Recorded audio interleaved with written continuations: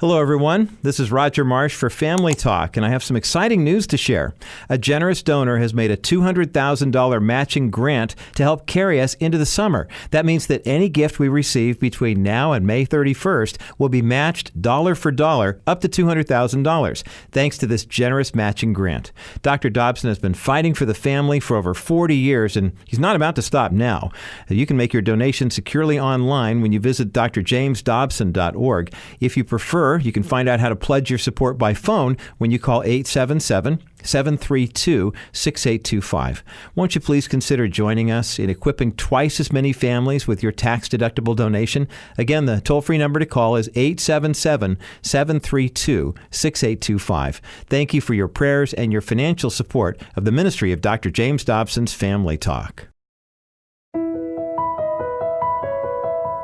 Today on Family Talk. Well, hello, everyone. I'm Dr. James Dobson, and with me is Dr. Tim Clinton, and we have a very special program for you here on Family Talk. Dr. Clinton, of course, is my colleague here. We're working together at Family Talk, and he recorded a program. I was not there, but you're going to want to hear what happened. It was with one of the heroes of last year's Super Bowl, and I'm going to let him tell you about it. Tim, there were 6,000 men in the audience listening to this interview. You called him to the platform, didn't you? I did, Dr. Dobson. Imagine a room with a lot of men and a lot of energy going on. Guys, testosterone all over the place. And they love the outdoors, and they love football, Dr. Dobson. There was a moment during this interview that I think God really moved. You know when you sense a real shift that happens? Well, here we had Zach Ertz. He's an American football tight end for the Super Bowl champion Philadelphia Eagles of the NFL. He was actually drafted in the second round of the 2013 NFL draft. He played college football, guess where? Stanford University. He was recognized in college as a unanimous All-American. But let me go back to the Philadelphia Eagles just for a moment, you all. That storybook NFL Super Bowl championship started way back with some NFL football players, namely Carson Wentz, who was the quarterback who got hurt, Nick Foles, who stepped in as a backup quarterback, led them all the way to the Super Bowl. So it's an unbelievable story.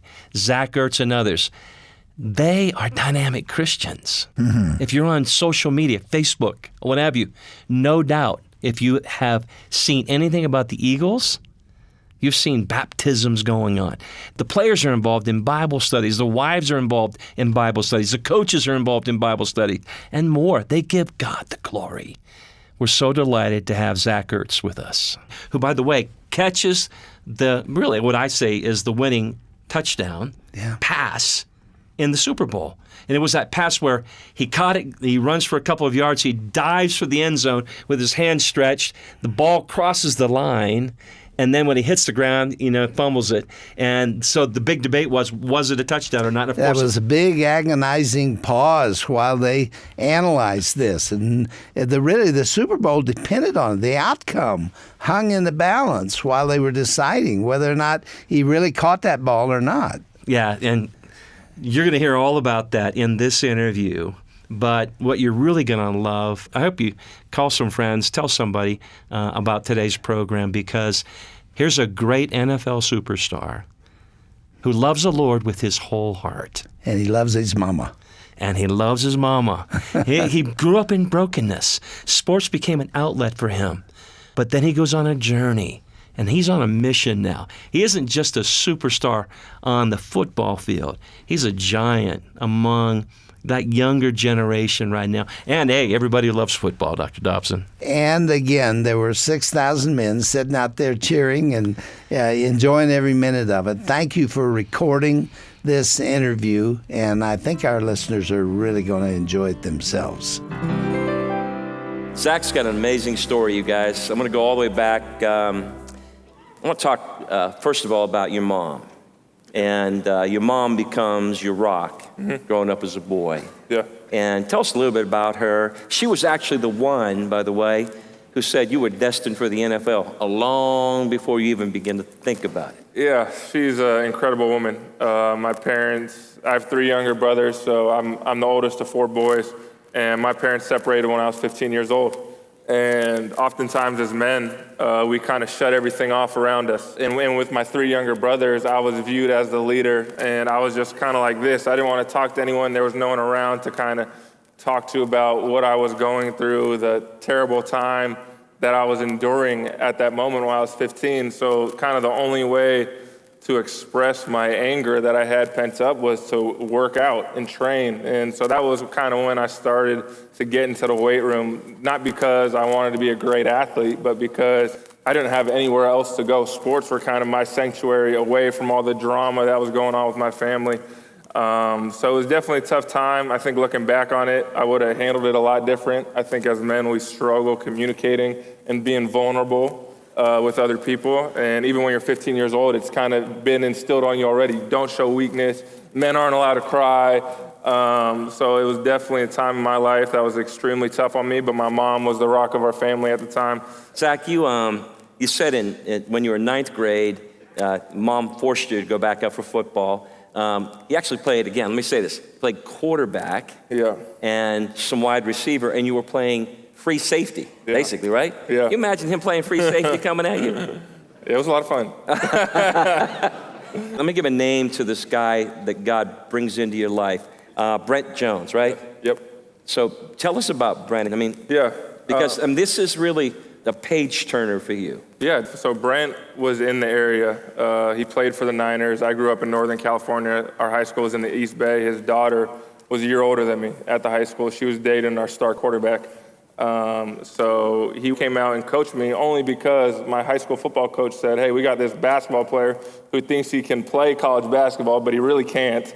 Will you come out here and kind of show him his potential?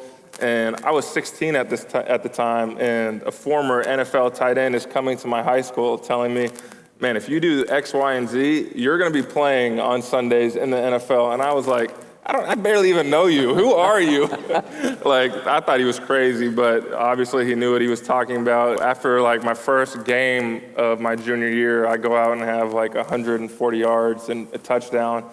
And I started getting these letters from bigger football schools. I was getting letters from small school basketball schools, but I think my first letter for football was Northwestern. And I was like, Big Ten? I would have never dreamed of playing a sport in that kind of size of a conference. And then he actually reached out to Jim Harbaugh at Stanford at the time and said, hey, I got this kid in the East Bay. He's a tight end. You need to offer him a scholarship. So Stanford comes in. Coach Harbaugh offers me a scholarship. And then I commit to Stanford in November of my junior year.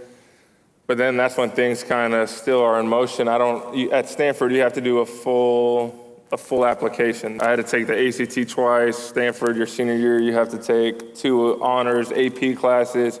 My senior year, I was like, I don't even want to do this really. I'm a senior. All my other friends that are going places for college aren't doing any work. They're just chilling at this point.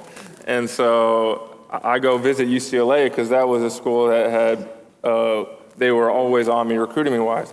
And so I go down there and you see LA, you're like, man, this is for me. I'm 17 years old.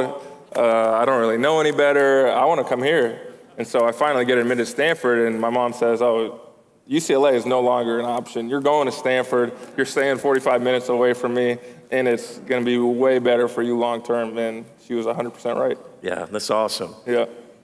Zach, people talk a lot about discipline, attitude, all those different things. Is there one thing that you've seen that has helped separate people up at that collegiate level, maybe up even in the NFL? You say, that's it. That's a big deal right there. Yeah, I think I had someone speak to our Stanford team when I was a freshman at the time. And he gave this whole speech about how when he was playing football, this guy was a Hall of Fame guard for the Raiders, and he came back to coach Stanford. Steve Wisniewski was his name. He came back to Stanford and gave us this story about how he approached college, how he approached the NFL, and it really resonated with me. He said his mindset was all about giving everything he has to football, to life, to his marriage, so he has no regrets when he's done. And that's kind of the thing that I've kind of instilled in myself. I want to work as hard as I possibly can. I'm going to prioritize the things that are important in life, not going out to a party on a Friday night when I was in college. I didn't really do any of that stuff in college. I wanted to focus on my schoolwork and my football because I knew that was going to be important down the road. So everything I've done has kind of been with that attacking mentality that everything in football, I'm going to pour into it. Because when I'm done playing and hopefully 10 years from now, I'm going to look back and say, I gave everything I possibly could to football. And then when I'm done, I can't say that I regretted doing this or I regretted doing that or I wish I did this. It's probably the one thing that people that didn't make it to this level would always say, man, I wish I would have done that. I wish I did that, or I wish I worked harder. But I kind of have that mindset where I'm just giving everything I have into this. And it's really in my spiritual life too, is I'm putting everything into this because I don't want to get to heaven one day and say, man, I wish I would have done this or I wish I would have done that. And so that's kind of been the mentality that I've had. And anytime I kind of speak to someone that's in high school, is focus on the things that are truly important in life to you, whether it be school, whether it be academics, whether it be chess. Be the best chess player you can possibly be if that's the avenue you've been called to do. And when you're done with it, when your career's over, then you'll have that right mindset. Hey, let's fast forward to 2013. Yeah. It's draft day.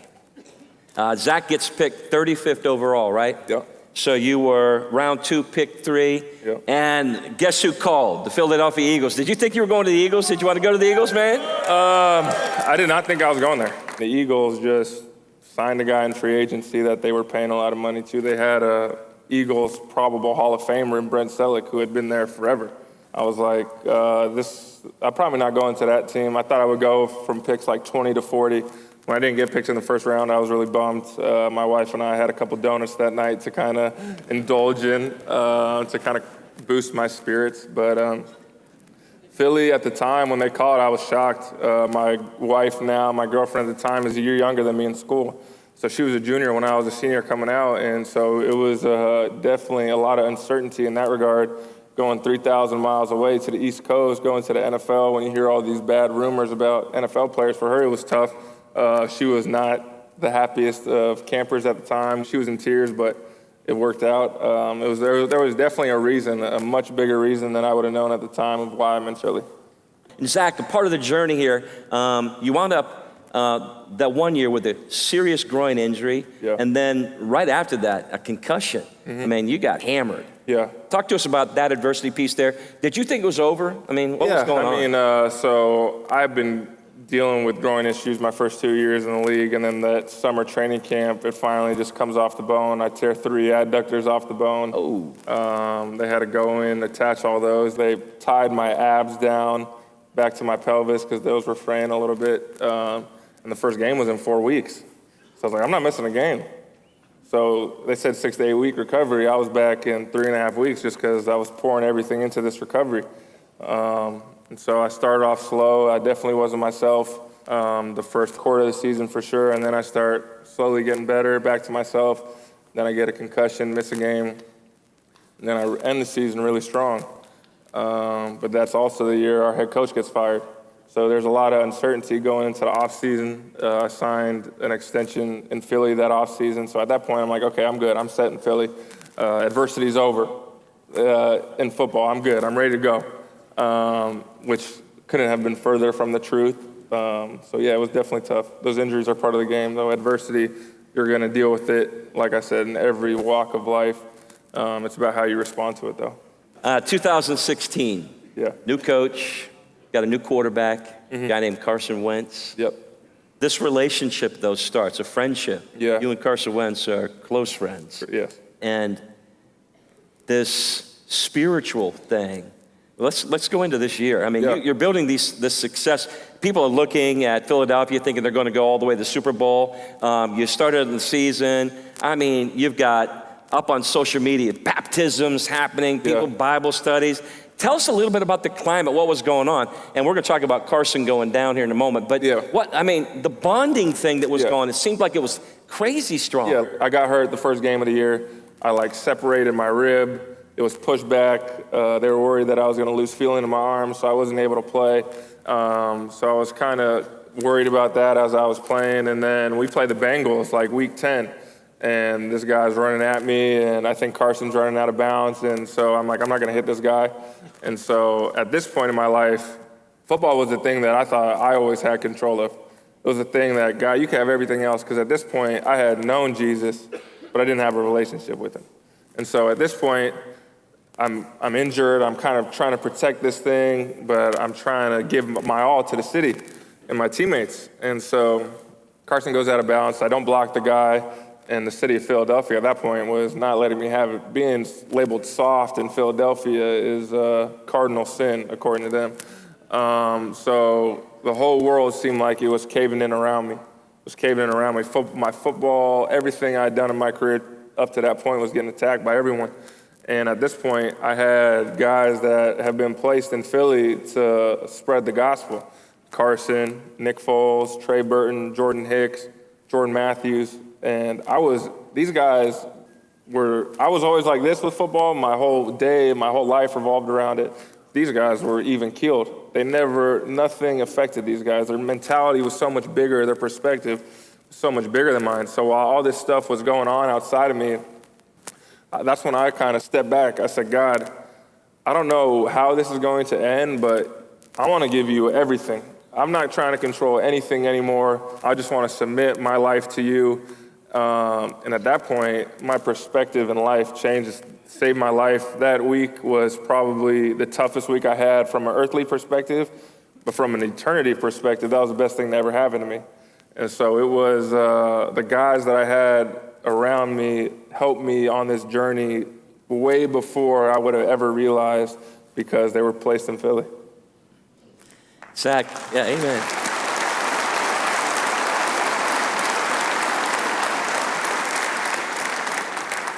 For you and your teammates, there really was a spiritual kind of revival or something that started taking place. Carson, outspoken. You, outspoken. Yeah. A number of the team. Nick Foles. But what was this piece? I know I had a good buddy. We have a mutual friend, Scott Lindsay from Logos Software.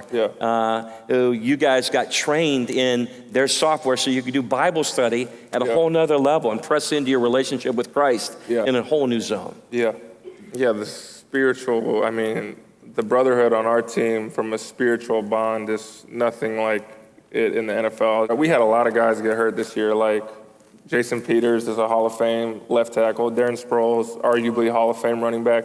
Jordan Hicks will be a Pro Bowl linebacker. Maragos will be a Pro Bowl special teams player. And then we lose our MVP quarterback, the best player on our team, the guy that we're 12-2 with. This guy is lighting everything on fire. And the thing about our team is that we really didn't miss a beat. Even the injured guys, when they were hurt, realized how special we had as a team, that they were finding joy even though the darkest of times were attacking their football career. On the morning of the Super Bowl, we had our chaplain come in from New Jersey, and he gave us the story of Gideon. And it was eerie. It was, in my opinion, God showing us that he still had us at this time. Gideon was going to fight. He had 22,000 men with him. And at the start of the year, the Eagles, we probably had the most talented team in the NFL. And God told Gideon, that's too many men. If you go into battle with this many men, I'm not going to get the glory. The men are going to get the glory. And so then there's 10,000 men. And then God said, that's still too many. So there's 300 men with Gideon. And then he goes out and dominates like he always does when people lean on God. And so we got that word the Sunday of our Super Bowl, and we had been talking about that early in the year, but to have that word given to us the Sunday before the Super Bowl, we truly felt like there was nothing that could stop us. Zach, whenever you guys made your way into the dome for the bowl, the Super Bowl, I mean, there must have been an aura that was... And kind of a David and Goliath story here. Come on, you're going up against Belichick, Tom Brady, the tradition of the Patriots. They're there. Everybody's talking about them. You guys are, well. Yeah, I mean, what was it like walking in there? Yeah, it was surreal, honestly, if I'm going to be honest. that game is the game that you watch growing up as a kid. That whole week is not about football. It's the spectacle of the Super Bowl. We got there Sunday night. We had an hour interview Sunday night. Monday, same thing. Tuesday, same thing. The top 10 guys on the team are up on these podiums with, there's all these reporters in front of you for an hour straight, which is never the case. And then so every day you have these media obligations, and then you get to the game finally. You're like, finally, we're playing football.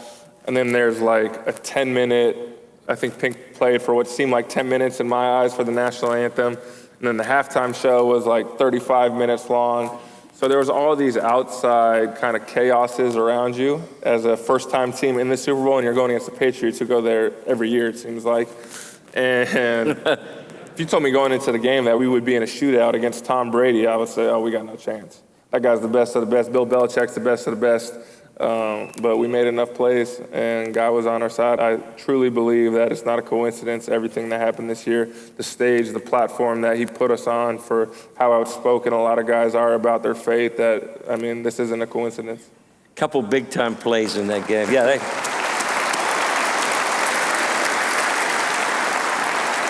couple big-time plays in the game. Of course, Foles, first quarterback, I think, to throw a pass and catch a pass for a touchdown. Yep. That was insane. Yeah.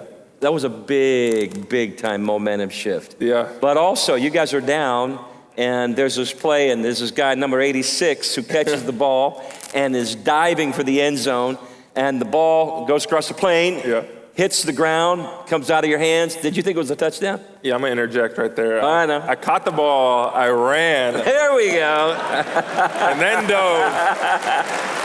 And then the ball, at that point, had already crossed the goal line. Yes. So I thought it was a moot point. Talking to Zach here, one of the things I realized was he's different. There's something inside of him that's different. To go up there, man, and do all that stuff and come here.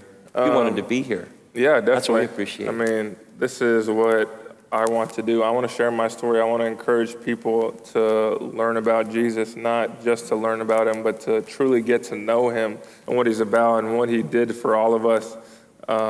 It is truly remarkable when you read, when you understand, when you gain that relationship and that perspective, how much different and how much better life can be on this earth than for eternity.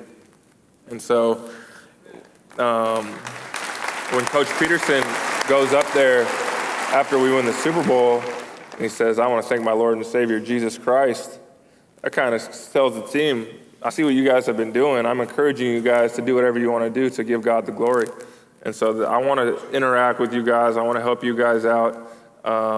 One of the things, I wouldn't be here without the group of men that have constantly encouraged me each and every day.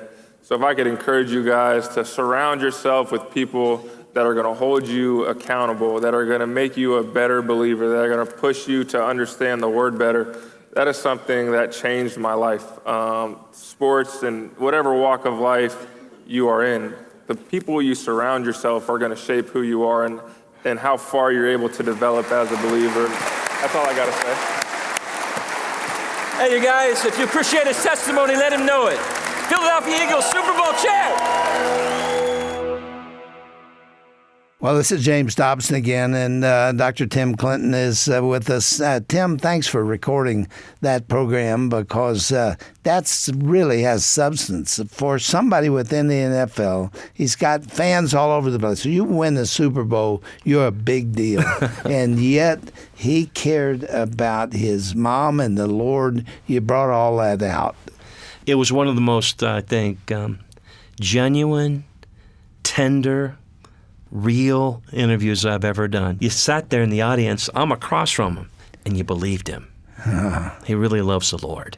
Thank God for men like that. Yeah. You know what? And let's pray that God would continue to move among the hearts of men in our country, in our homes.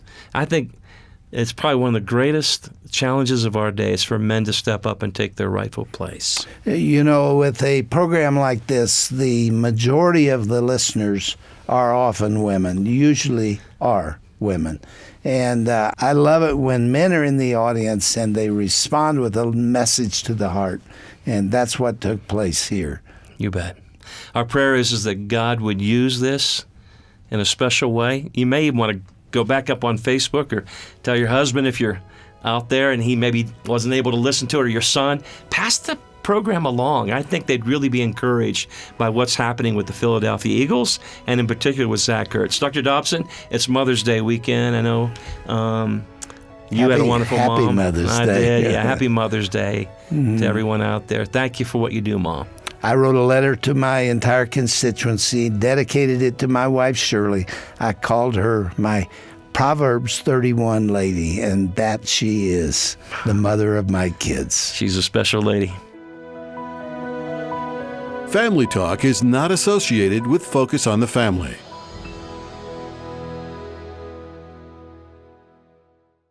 Hey everyone, Roger Marsh here. When you think about your family and where they will be when you're no longer living, are you worried? Are you confident?